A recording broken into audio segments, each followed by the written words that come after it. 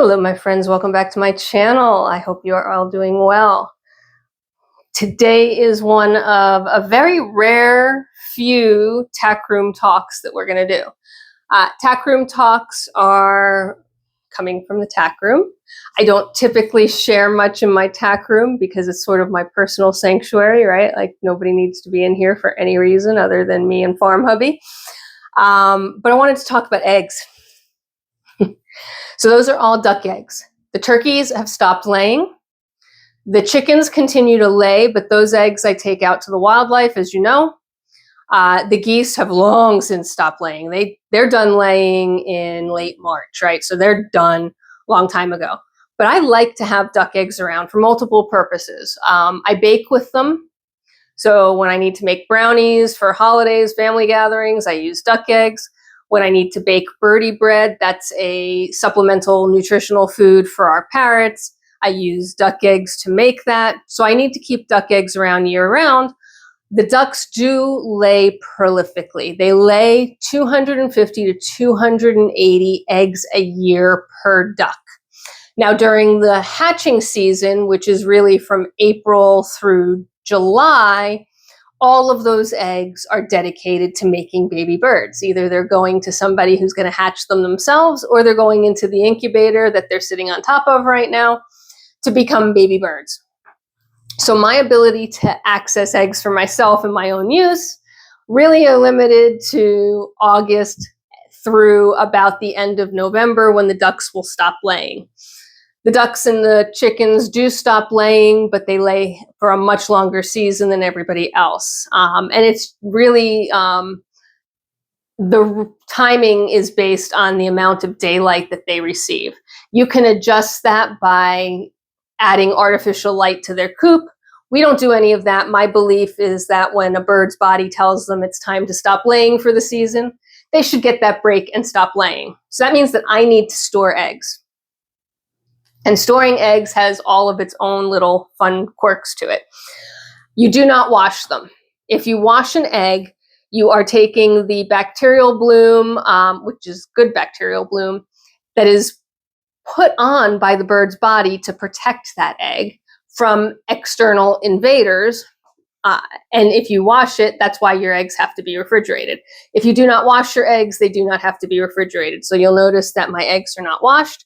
They do not need to be refrigerated. And they stay perfectly fine, exactly as is, as dirty as they are. It's just a shell. Nobody's using the shell, right? And they're healthy. I store them point down, and I store them point down because during the hatching season, that's how you want them to be positioned for a baby bird to hatch appropriately. And so it's just a habit that I keep into. You really don't have to store them in a specific position.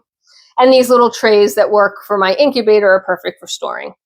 But I do have to keep an eye on them because every so often, even though the eggs are protected and they are fine, not refrigerated, they are fine to sit for months like this in a nice, cool location, especially one that stays dark, right? I have a light on right now, but typically the light is not on, so this is a darker room. They can stay like this, and I will use these eggs all the way through until fresh eggs start to arrive next year, March, right? But every so often, you will get an egg that had damage to it that is not seen. It's not able to be seen by the naked eye, right? I don't know where there's some sort of structural problem with this egg. It looks like a perfect egg to me, except I can tell just by looking at it that it has gone bad. There are reasons that I can tell that, right? Let's compare color.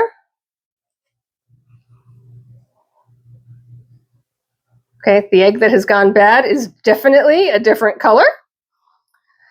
And it's not a different color because it's dirty. It's a different color because it's green, right? So this is a very dirty egg in comparison to the egg up in question. Still a different color under the dirt than the one in question. In addition, I can see through the shell. So again, I don't know where the breach is in this egg. There we go. I don't know how something naughty got into it, but this egg has gone bad. And if I were to leave this egg sit there, it will eventually explode. Yes, yes, it will.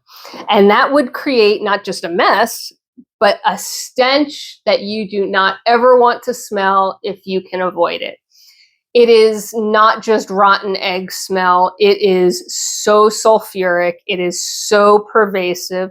It stays longer than skunk smell. It is the worst smell in the world. And any farmer who collects eggs has had this problem before. They've left an egg in their jacket pocket and it explodes in their jacket pocket. They've put an egg that looked like this, perfect intact, into an incubator, and the heat has expanded, created that rotting problem, and it explodes in the incubator. You never want an egg to explode on you. Please, if you haven't had that experience, don't go looking for it. It is awful. So this egg needs to go in the garbage. So when I store eggs, and I don't store a lot of them, right? I do rotate them out. I try and store about a tray's worth. So I'm in the process of building this tray out. And then as I get fresh eggs, I will take the older ones and toss the older ones out to the giving tree with the chicken eggs. But I do monitor them. I do check them. I do, not just pick them up and look at them, but I will smell them sometimes. And if it goes rotten, you can smell it through the shell.